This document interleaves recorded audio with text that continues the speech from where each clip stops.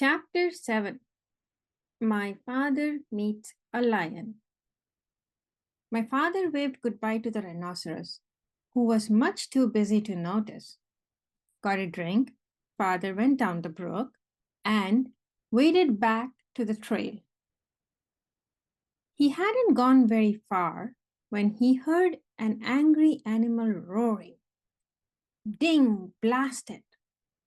I told you not to go blackberrying yesterday. Won't you ever listen? What will your mother say? My father crept along and peered into a small clearing just ahead. A lion was prancing about, clawing at his mane, which was all snarled and full of blackberry twigs. The more he clawed, the worse it became, and the madder he grew, and the more he yelled at himself. Because it was himself he was yelling at all the time. My father could see that the trail went through the clearing.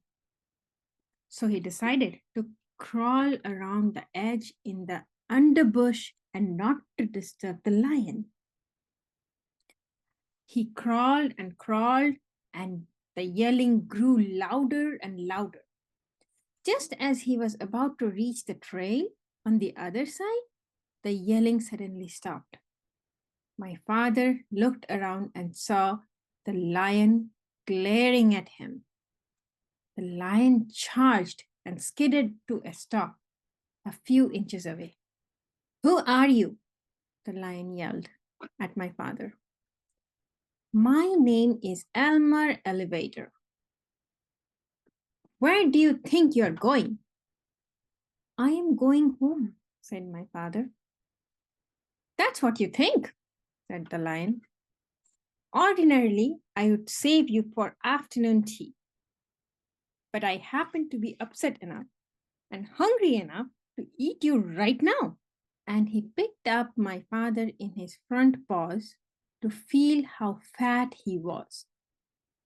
My father said, Oh, please, lion, before you eat me, tell me why you are so particularly upset today. It's my mane, said the lion, as he was figuring how many bites a little boy would make. You see what a dreadful mess it is, and I don't seem to be able to do anything about it.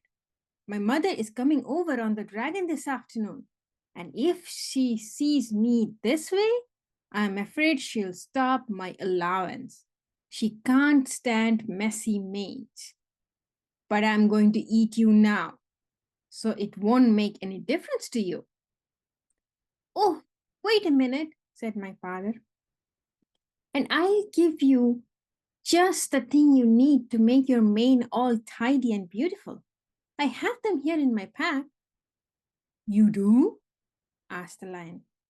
Well, give them to me, and perhaps I will save you for afternoon tea after all. And he put my father down on the ground. My father opened the pack and took out the comb and the brush and the 7 hair ribbons of different color. Look, he said, I will show you what to do on your forelock, where you can watch me. First, you brush a while, and then you comb, and then you brush again until all the twigs and snarls are gone. Then you divide it up in 3 and braid it like this and tie a ribbon around the end. As my father was doing this, the lion watched very carefully and began to look much happier. When my father tied on the ribbon, he was all smiles. Oh, that's wonderful, really wonderful, said the lion. Let me have the comb and brush and see if I can do it. So my father gave him the comb and brush, and the lion began busily grooming his mane. As a matter of fact, he was so busy that he didn't even know when my father left. End of chapter 7.